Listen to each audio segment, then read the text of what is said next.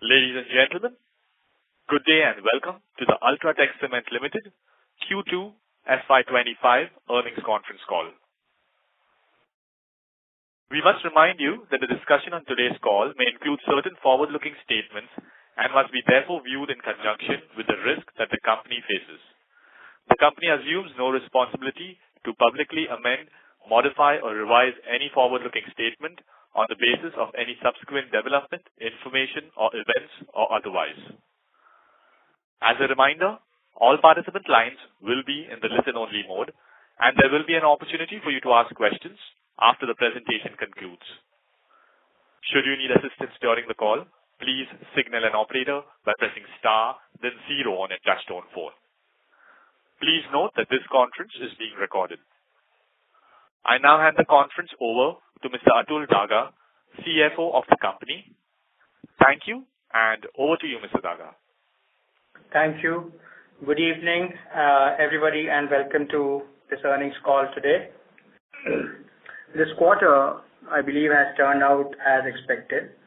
Pre-election slowdown, followed by a slowdown in April, June, with elections, and then monsoons, which have been intense in most parts of the country, and also the longer duration of monsoons this season. Some parts of the country have been witnessing rains as of now also. All of this put together has resulted into UltraTech's capacity utilization at 68%, delivering a 3% growth in volume terms. Good monsoons is not just not good for the short term, but results in a good season for rural markets in the long run with improved cash flows. Thus, we envisage and expect good rural demands in the coming seasons.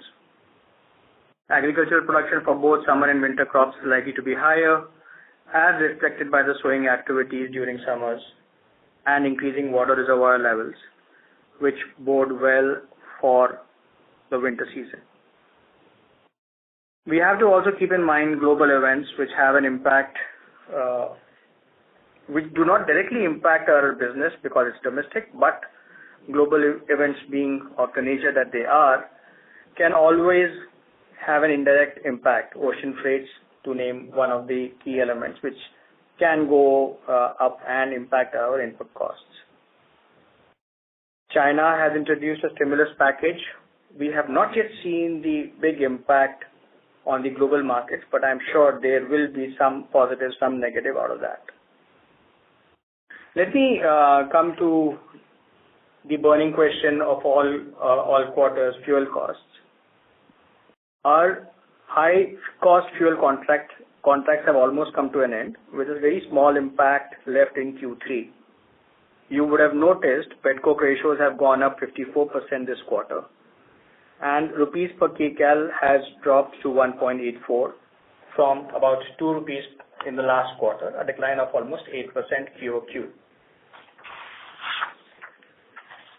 The most important factor would be demand, which we need to keep an eye on. Urban housing has been doing well so far, as has been visible from the growing number of registered projects across the country. We believe that new infrastructure projects orders will start gaining momentum, although it has been a subdued start from Q1 and during the quarter in the reporting. We believe that things have started moving and awards have started picking up. 589 kilometers of road projects have been awarded by NHAI and MoRTH, though lower on a year-to-year basis. During the quarter, various projects approved to improve country's infrastructure have come to light. Some of them are Chennai Metro, 63,000 crores, Mumbai Ring Roads, 58,000 crores, Pune Ring Roads, another 42,000 crores, the PM GSY for 70,000 crores, out of which 62,000 crores is for roads. Central government approval for Bangalore Metro Phase 3, approval for Thane Integrated Metro Rail Project, and so on and so forth. So the list will keep on increasing. We are very confident that there is not going to be a slowdown.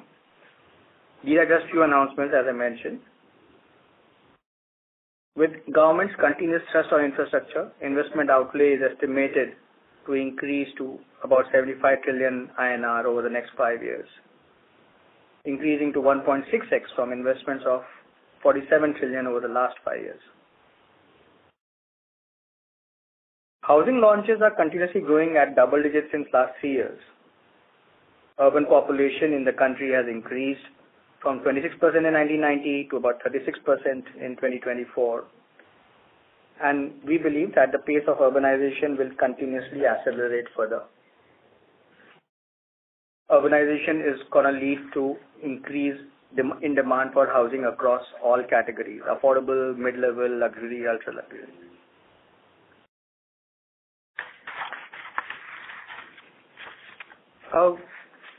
Also, we have to keep in mind that this is forming a low base. This quarter is forming a low base, which will generate a good growth in percentage terms. We are also seeing improvement in demand in the commercial space, which is represented by commercial offices, warehouses, data centers, and the likes. Talking about our own growth plans, our expansion projects are on track, and we will commission another 8 million tons of capacity in H2, taking us to 157 million tons of capacity by the end of fiscal 25. And as per our announced organic growth plans, we should be reaching 184 million tons of capacity by FY27 in India. On to the acquisitions.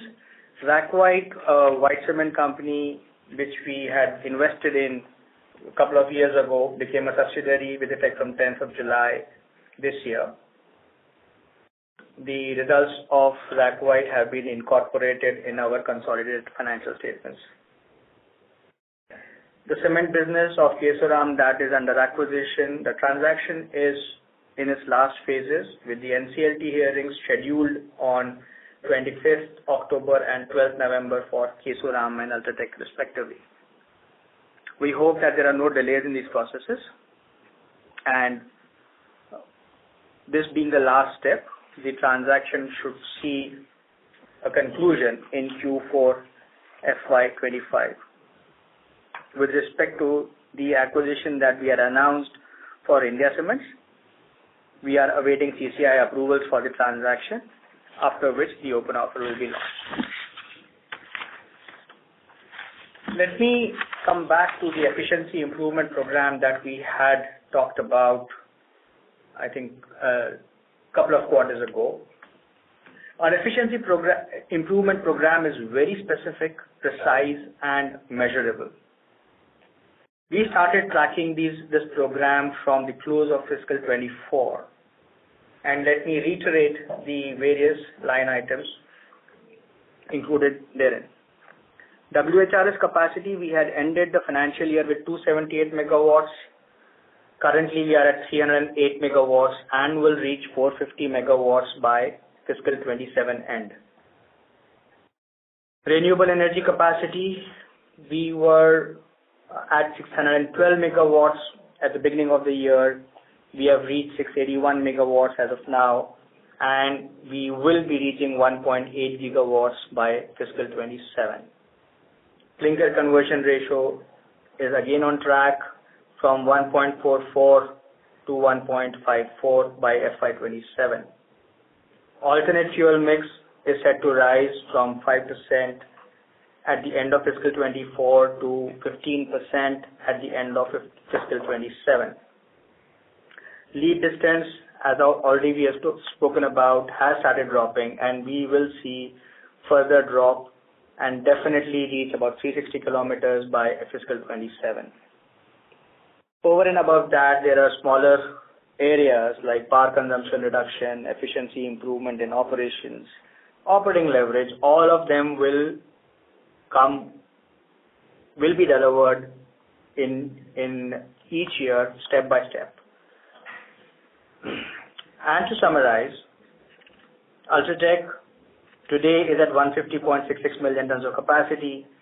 March 25, we should be reaching about 159 million tons of capacity. By the end of Q2 fiscal 27, we should be touching around 180 million tons of capacity, wherein I'm not including the acquisitions in progress and anything in future.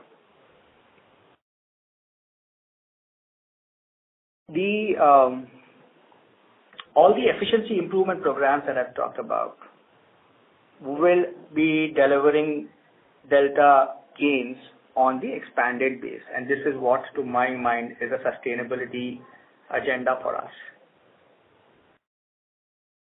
With that, I don't have anything else to add further in this commentary, and I hand it over for questions. Thank you very much. We will now begin the question and answer session. Anyone who wishes to ask a question may press star and 1 on their touchtone telephone. If you wish to remove yourself from the question queue, you may press star and 2. Participants are requested to use handsets while asking questions. Ladies and gentlemen, we will wait for a moment while the question queue assembles.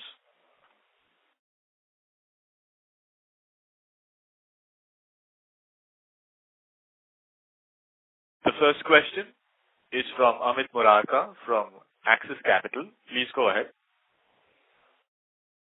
Hi. Good evening, Mr. Raja. Thanks for the opportunity. So the first question is on the fuel cost. You had guided for normalization of fuel cost by the Q3, and it's good to see a sharp drop in Q2 itself. So could you help understand, like, in Q3 or by Q4, what could be the expected fuel cost when you kind of normalize back to the spot cost levels? It should drop further, Amit. And as I mentioned, on an average, we would have a consumption of give or take 3 million tons of fuel between coal and petcoke. It's not just the cost of purchase, but the fuel mix also is equally important. And you would have noticed that we have gone up on petcoke significantly, which will keep on going up further. What will the number be like? Difficult for me to give you an exact estimate, but we will be going down south only. Sure. And also on your cost. So I see that there's a sharp jump in employee cost. I know you do annual increments from Q2, but it's almost a 24% QOQ jump. So is there any one-time bonus or anything like that in that? Yeah, there have been one-time bonus or extra bonuses which were given during this period. So our average increase should be around 9-10%, and over and above that would be one-off. Okay. And lastly, on the other expenses as well, like last quarter you had said that you had higher marketing spends. Correct. But the other expenses, at least on a per ton basis, have gone up another 100 rupees. So how do we think about other expenses now? Other expenses, guys. Maintenance cost is the one. So no, okay. In the printed accounts, because all the maintenance costs are included in other expenses. This being the quarter for maintenance, that is where you will see other expenses always being higher as compared to remaining quarters. Yeah, no, I know, but I thought that Q1 was a bit elevated because of some one-off marketing. No. So Q1 had that one-off, expense, which will not be there now or in future. This quarter we had maintenance shutdown costs, which are part of my other expenses. Got it. Thanks. I'll come back in the queue here. Sure. Thank you.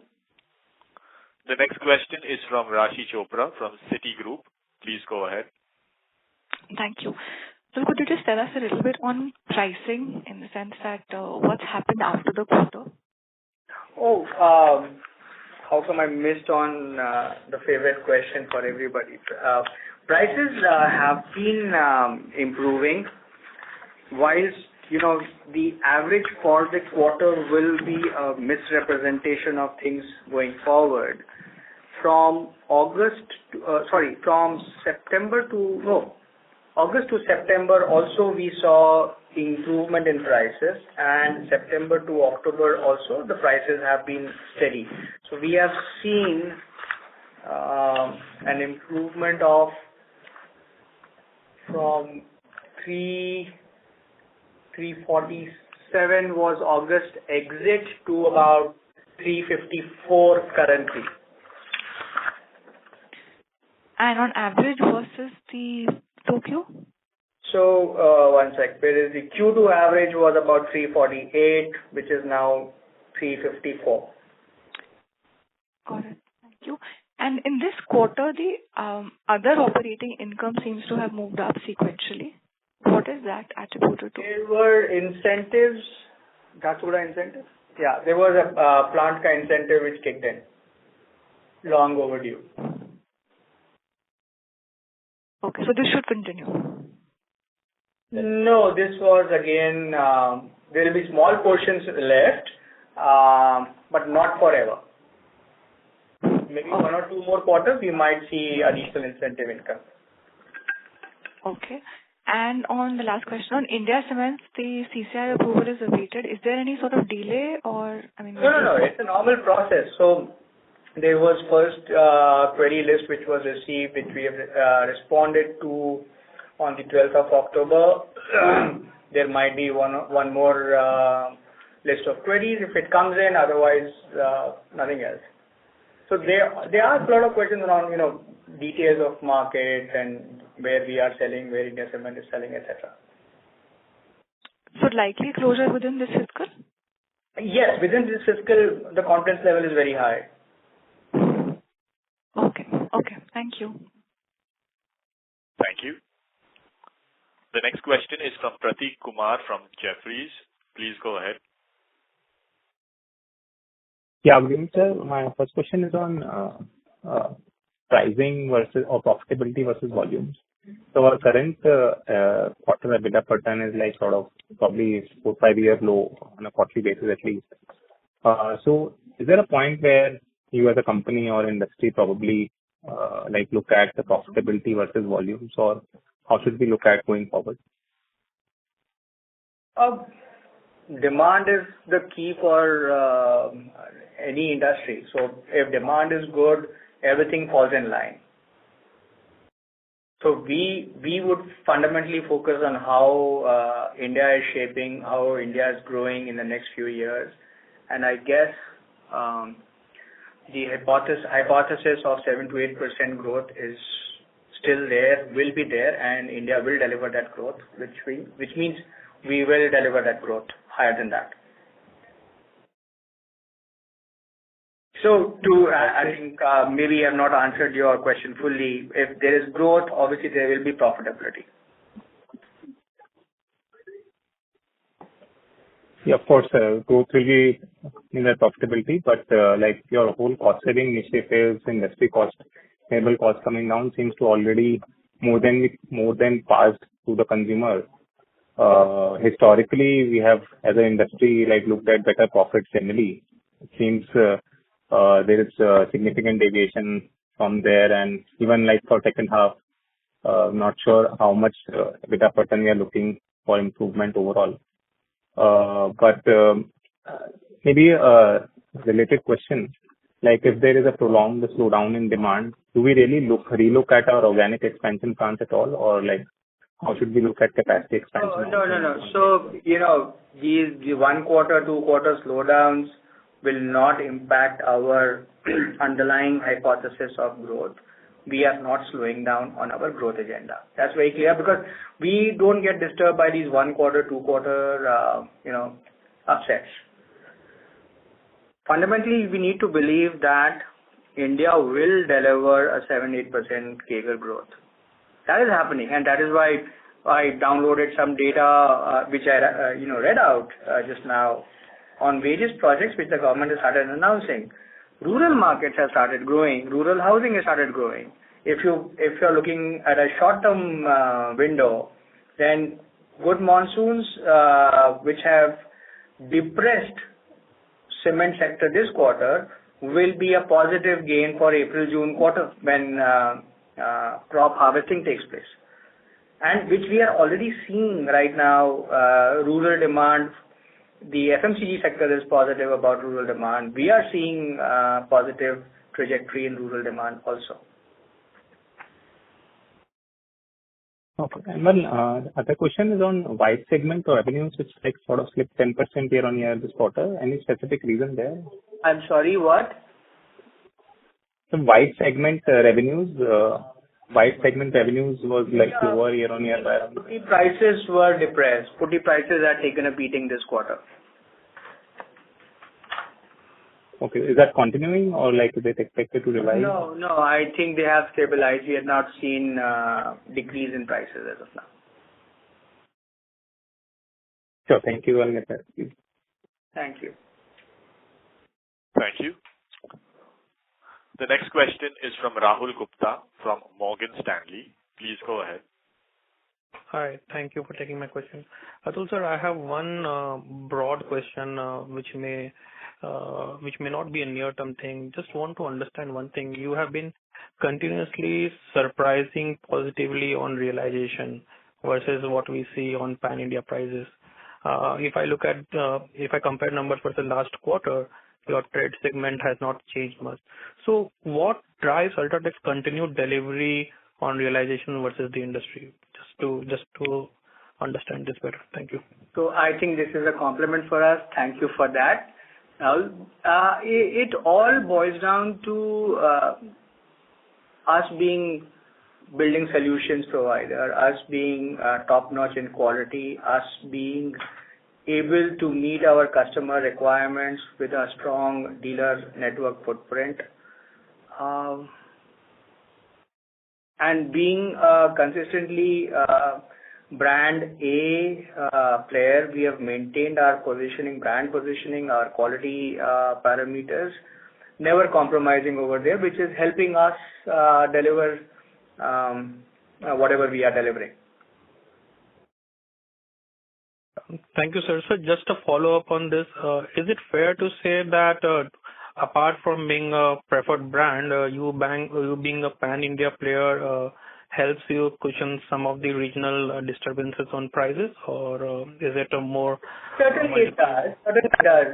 Pan-India presence, the diversity of our physical presence comes to our advantage as well as disadvantage. So when, let's say, there is an imbalanced movement in one particular region, that will have an overhang on our results. But luckily, as we are growing forward, our own capacity would be balanced across all regions. That will help us to be a really diversified player and will not get impacted by any regional imbalances. That's very clear, and thank you so much. Next question. Thank you. The next question is from Sumangal Nevatia from Kotak Securities. Please go ahead. Yeah, good evening, everyone. Thanks for the chance. So my first question is on industry demand. Is it possible to share your sense what would have been the industry demand growth in second quarter? And in your presentation, we see a lot of down arrows across regions. Is it possible to give some color as to some regional color? And in our growth, it looks like we would have grown in some region and we would have seen some decline. So some region-wise color specifics will be very helpful, sir. So, Sumangal, all India, I believe the demand would be negative or zero or, between minus 0.5 to 1%. As for specific regions, I won't have exact percentage colors, but the direction which we have indicated are basis whatever information we have. But till we have competition results declared, we will not be able to comment on that. Okay. But sir, east and south, I mean, there are a lot of down arrows. I mean, is it a firm decline on our volumes in these two regions or? We have grown. Okay. Okay. Got it. So second question on the fuel cost versus what we are doing at around 1.85. I mean, I understand that trajectory is downwards and difficult to say guide on the timeline. But just for our understanding, at the spot level of petcoke, say around $95 odd, what would be the cost? I mean, of course, timeline will depend on inventory, but No, from our 1.84, we could drop 10 points further. As for current prices, I think it has plateaued. We'll have to wait and watch the global events on how markets shape up. Not seeing too much of volume in terms of supplies taking place at these levels. okay, understand. And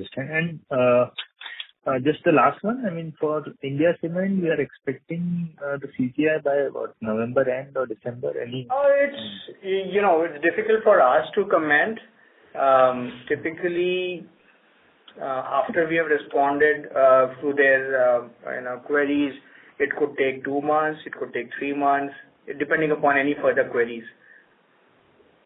Okay, but based on the queries, do we see any risk or any? No risk. It's only a matter of time. These are, I would say, statistical questions which CCI also needs to be sure about by analyzing the way they ask questions, that there's no consolidation or there's no monopolistic situation in any micro market. That is what they analyze. So we don't foresee any challenge in getting the approvals. It's a process one has to follow. Understand. Got it, sir. That's all from my side. All the best. Yeah. Thank you. Thank you. The next question is from Parth Bhavsar from Investec. Please go ahead. Hi, sir. So thank you for the opportunity. So I have one question. We are adding approximately 15 million tons this year, and we have acquired Kesoram and India Cement. So going ahead in a situation where the demand is not strong, so would we go after market share gains, or would we how would we go about the market share? And so our game plan, long-term game plan, is always profitable growth.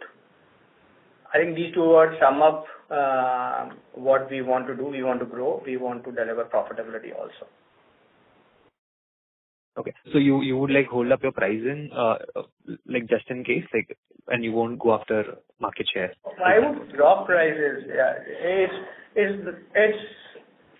It's day-to-day business. So whether tomorrow, if God forbid, if there is a war, then anything could happen. So as of now, given the status quo, we expect the demand should start rising. And I'm still looking at double-digit growth for H2, which will deliver our numbers. And you will see improvement in profitability. Okay. Thank you so much, sir. Thank you. Thank you. The next question is from Shravan Shah from Dolat Capital. Please go ahead. Yeah. Sir, double-digit growth for us for H2 and for industry, how much we are looking at for H2? I think we will deliver better than the industry.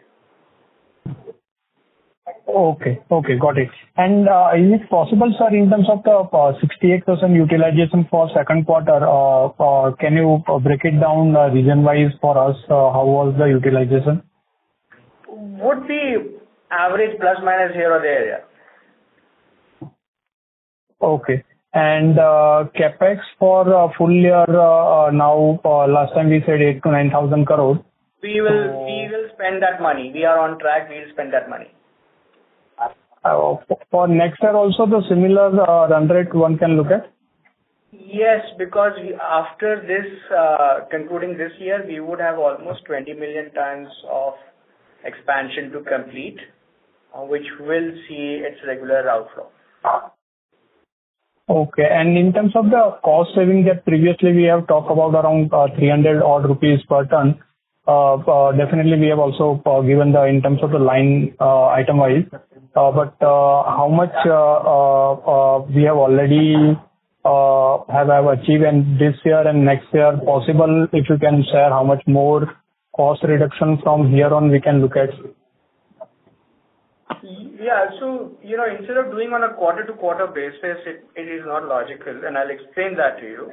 We will definitely showcase at the end of the year what the achievement has been. And now to come to the point why each quarter is not relevant, because, for example, lead distance, we have reduced substantially, but being monsoons, lead distance went up a kilometer or two. Does that mean that I have lost? No. The downward movement in lead distance is ongoing, and we will reach our targets. So at the end of the year, we will publish the performance against the targets which I spoke about. I was vocal about each and every number. We will publish our performance at the end of the year. Okay. Thank you, sir, and all the best. Thank you. Thank you. Next question is from Naveen Sahadeo from ICICI Securities. Please go ahead. Yeah, good evening, sir, and thank you for the opportunity. Two questions. So while we are awaiting the regulatory clearances at both Kesoram and India Cement deal, is there any initial assessment done as to the capex that may be required at both these entities to bring the quality of the plants at par to our operating standards?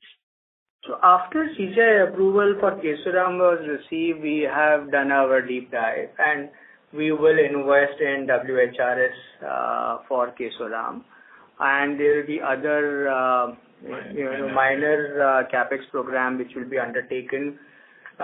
Rupee terms might be 400-500 crores over a period of 2 years to bring it up to the level of performance of UltraTech. As for India Cements, nothing as yet. We will follow the law. We will await CCI approval before we start engaging with them.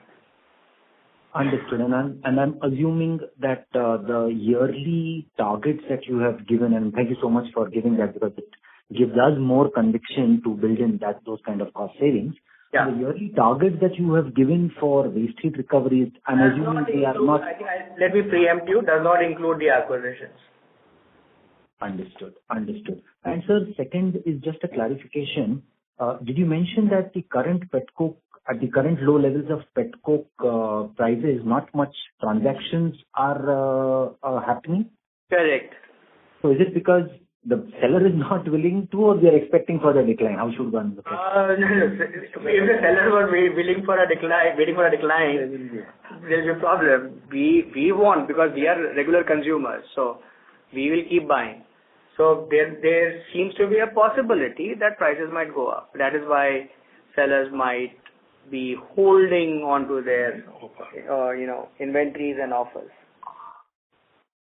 Fair point. But that's very, very helpful. Thank you so much, sir. Thank you. The next question is from Ritesh Shah from Investec. Please go ahead. Hi, sir. Thanks for the opportunity. Couple of questions. Sir, first, at industry-wide, what is the sort of capacity additions that we are expecting, say, this fiscal and next 2 fiscals? Full year, we would see about 30 million tons of capacity this year, out of which UltraTech would be 50%. Next year, again, there should be 30 million tons, and UltraTech being a main driver for that growth. Sir, earlier you had given a number of 35 to 40. So is it a few companies are scaling back to your knowledge? How should one read into this? No, not scaling back. There are delays.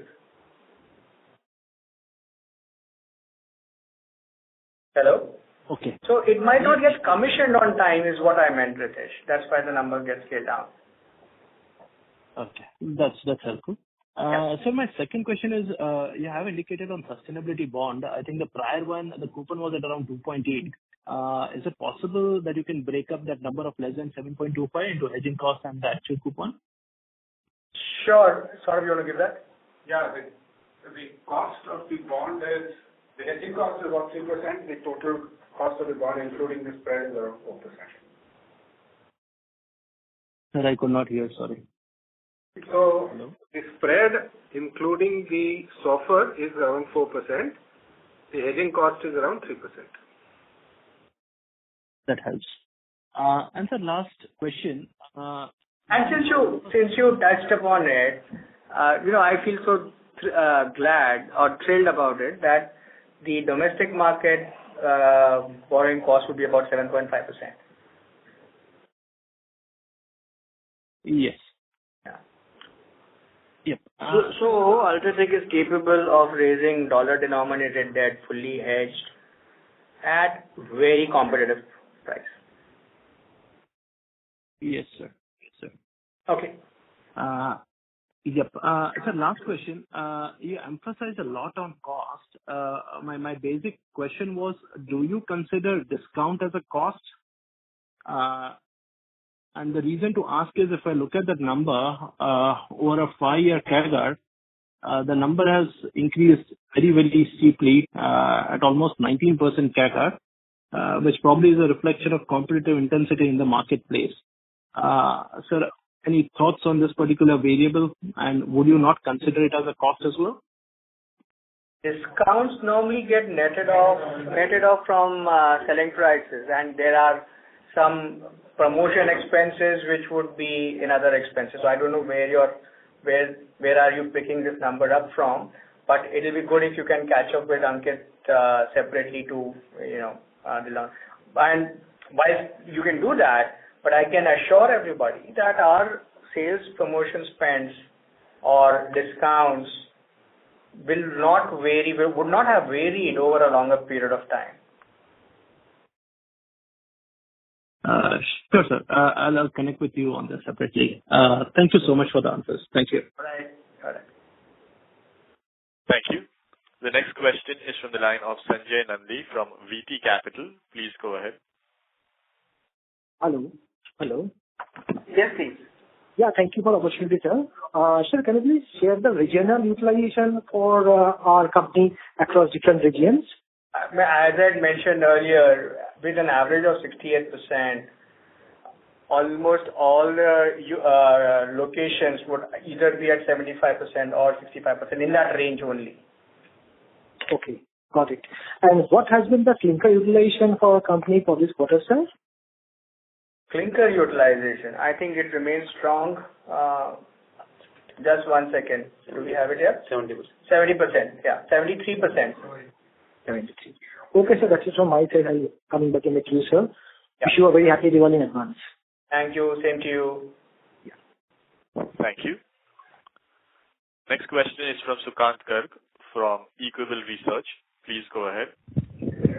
Hi. So my question is regarding a guidance on the further acquisitions that the company is in plan with. So after India Cements, what kind of acquisitions the company is looking into as of now?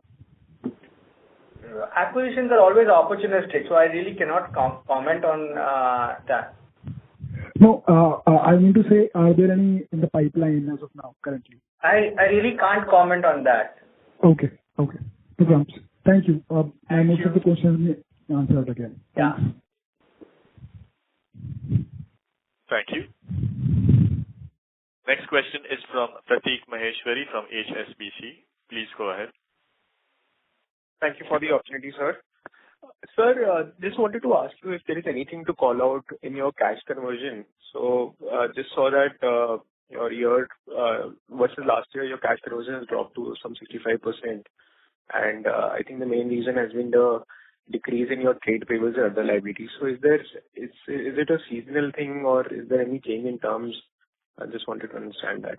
Cash conversion means operating cash flow. EBITDA to OCF. Yeah, operating cash flow. Yeah, operating cash flow was lower because of July, September. We have built our inventory, slightly receivables go up. It's typical of July, September quarter, and you will start seeing positive OCF going forward. And so anything on the trade payables decline and the liability, we saw similar trend with the other peer as well. Is it related to your fuel as well?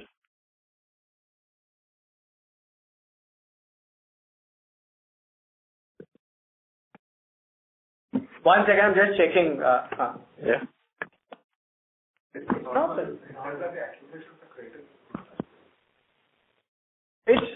normal, I think. So there's no abnormal trend. My credit period, I think this question was asked earlier also by somebody. Has my credit terms changed? No. We are having our credit terms are standard. There might be some payments for capex creditors which might have increased, but I don't see any adverse situation in our OCF. Okay.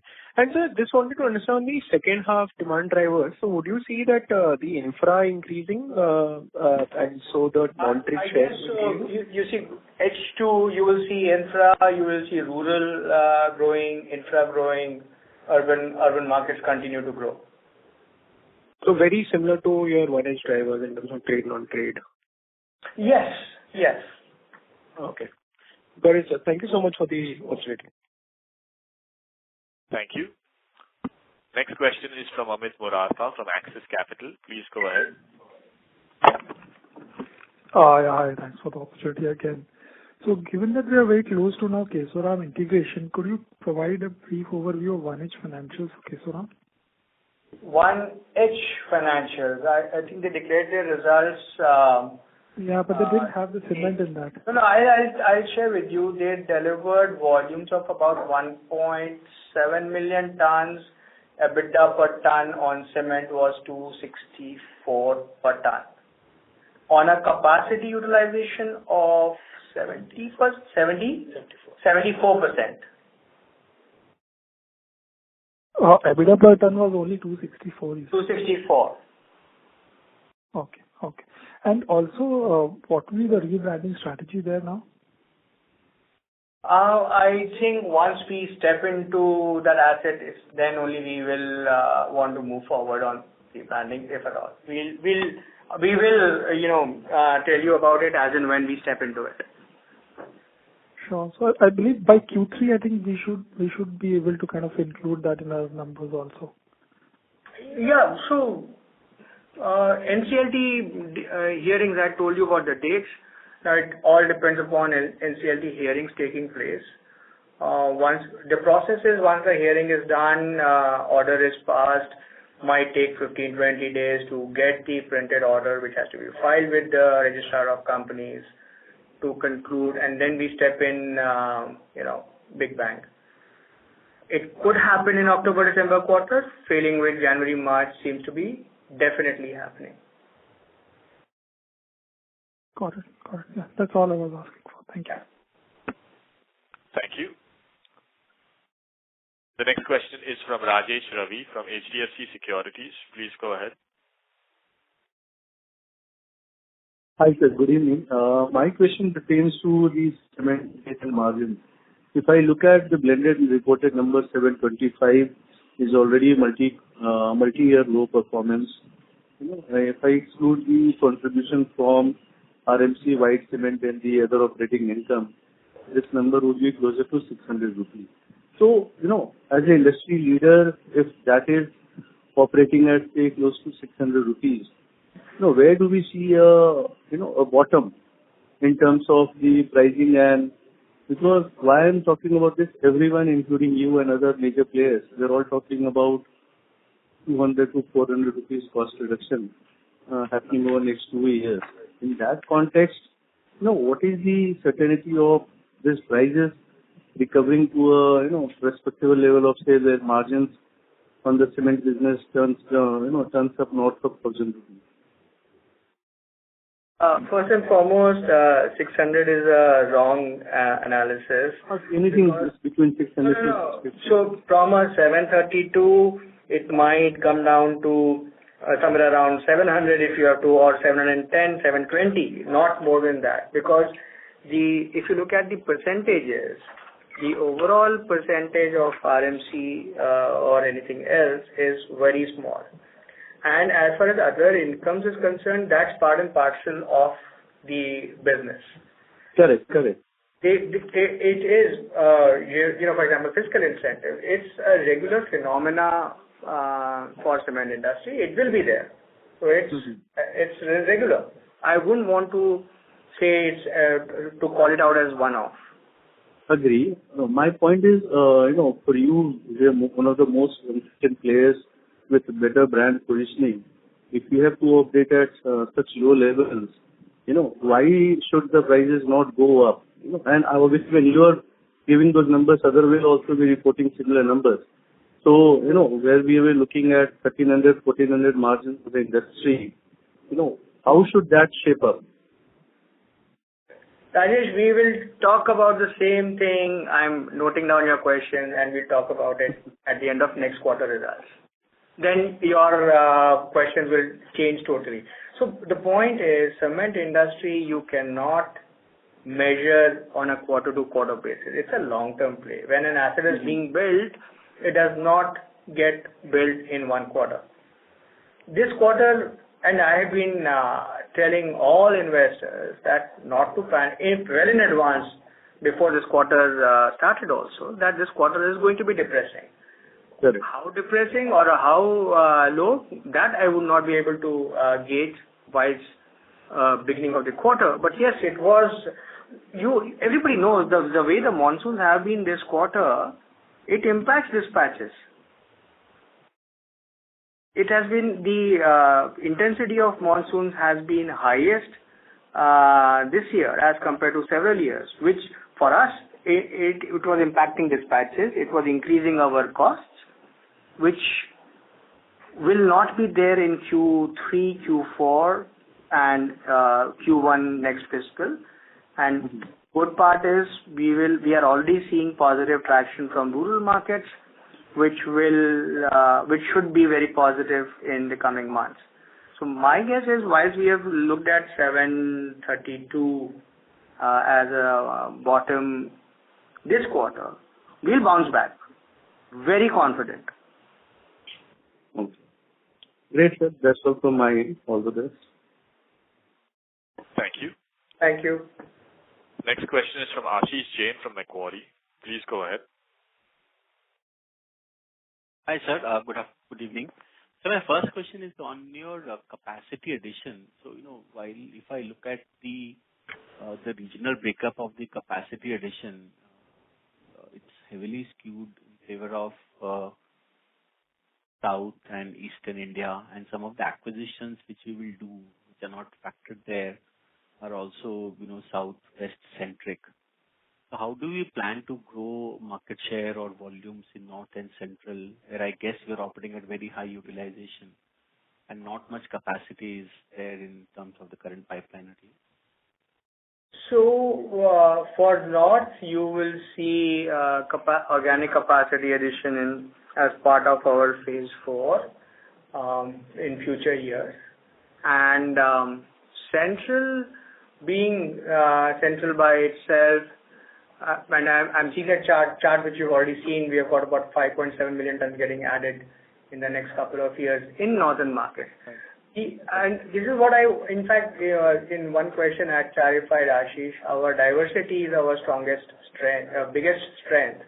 If you look at it, 30 to 35 million tons average we will have in all the regions. South was having a low weightage in terms of our overall capacity balancing, roughly 20 million tons. And if I go back in history, we were at 20 million tons of capacity for a very long time. Yes, the two acquisitions, India Cements, as and when it gets completed, is South dominant. It has a small capacity which will get added in the North. and Kesoram is south. You rightly said south and west. So we are balanced. No, sir, I completely get that. My only point was that while we are getting balanced, the mix from capacity point of view is, in my view, worsening because the share of weaker profit markets is actually going up based upon this number at least. But Ali, if you look at the announcement by the CM of Andhra Pradesh, within 3 years he wants to complete Amravati city. The kind of development which is taking place, I heard from my marketing colleagues, the kind of development of new townships and cities that is taking place, we will have huge amount of demand growth in south markets also. So secondly, some of the optimism, you shared for, let's say, second half profitability. Is it fair to assume that a large part of it, if it comes through, will be price-led and normalization of seasonal cost? Yes. Because normalization of seasonal cost is well understood. Coal and all is not a major tailwind, I guess, from, So Ashish, pricing is, if I look at, as I mentioned, August to September, September to October, I already see a delta of $200 a ton, minimum. Right. Yeah. So basically it's price-led, right? Because on the cost side. Yes. Got it. Thank you, sir. Thanks so much and best of luck. Thank you. The next question is from the line of Sanyam Changani from JP Morgan. Please go ahead. Hi. I'm audible? Yes, please. Yeah. I just wanted to ask what is the current limestone capacity for UltraTech and what is the expiry schedule in the next 2 to 5 years? How many limestone next 2 years, no expiry. FY30, there will be a couple of mines which will expire. Our limestone reserves are long ended. We have more than around 10 billion tons of reserves, all India put together. So we're not really worried about it. Okay. So, and what kind of bids do we expect to place in the coming 2 years to 3 years, let's say, for further additions in limestone reserves? It all depends on where the limestone mine auction is taking place, what is the reserve, what is the market potential, what is our intention of growth in that marketplace. Accordingly, we'll make our bidding strategy. Cannot be done at this time because the government has also not announced long-term or let's say 3-year, 4-year plans of mine auctions. They happen on a day-to-day basis. Okay. Thank you. Thank you. The next question is from Rahul Gupta from Morgan Stanley. Please go ahead. Hi, thank you. Hello? Can't hear you. Rahul, we can't hear you. If you're in a headset, we request you to use the handset. Can't hear you at all. Hello, can you hear me? Yeah, this is better. Sorry about it. Thank you for giving me a chance again. You mentioned that 30 million ton capacity would get added each in this year and next year. And you also mentioned that there have been some delays. Just want to understand, are there structural issues? Delay is not our side. No, I understand that. I am asking more from the industry perspective. And the reason I ask this question is because if I look at industry outside large players, even normalized profitability levels would make almost impractical to add capacity. So does this mean that you will see accelerated market share gains even on organic capacity addition basis? Or how should we look at the industry dynamics from the next 2-3 years perspective, given how profitability levels are? You ask the question and answer it yourself. What can I say? So let me ask this question differently, sir. Is there a risk that capacity expansion delays may happen structurally for the industry over the next 2 years?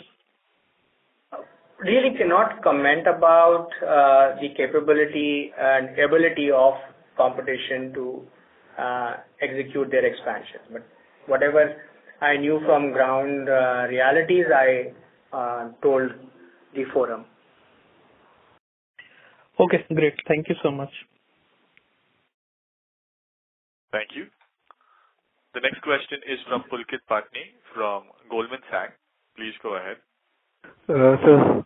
Most of my questions are answered. If you could just give a sense for the first 20 days of October, what has been the kind of demand pickup? That will be helpful for us to get confidence in the third quarter demand number, please. But Pulkit, like several other industries, cement also plays up big time in the third quartile of the month. The last 10 days is bigger. And as of now, it's not a decline or a dramatic improvement. It is steady build-up. Sure, sir. But the last couple of weeks will be impacted by Diwali, so it looks like it will be only post-Diwali. Yes, sorry, I should have mentioned that. Glad you did that. October month will be a slow month because Diwali is also happening here. Diwali, Dashera, Durga Puja, ये पूजा वो पूजा सब पूजा हो रही है यहाँ पे. So this month will be slow, but which creates a pent-up demand, which creates a backlog. Sure, sir. November, December onwards, it should be very buoyant. Got it. Thank you, sir. Thanks. Thank you. The next question is from Jashandeep Singh Chadha from Nomura. Please go ahead. Hello. Hi, sir. Thank you for the opportunity. Sir, most of my questions are answered. Just, one question before that, a clarification. You said that in this quarter, UltraTech also paid one-time bonuses over and above the usual bonus that you pay in a second quarter. And excluding that, the employee cost would have increased 10% quarter-on-quarter. Is that understanding right, sir? Yes. Okay. And so my question is largely on the Tamil Nadu, limestone auction. Has there been any update? I mean, so last 2 to 3 years. No update. Okay. Okay. Thank you, sir. Most of my questions are answered. Thank you very much. Thank you. Thank you very much. We'll take that as the last question. On behalf of UltraTech Cement, that concludes this conference. Thank you for joining us, ladies and gentlemen. You may now disconnect your lines.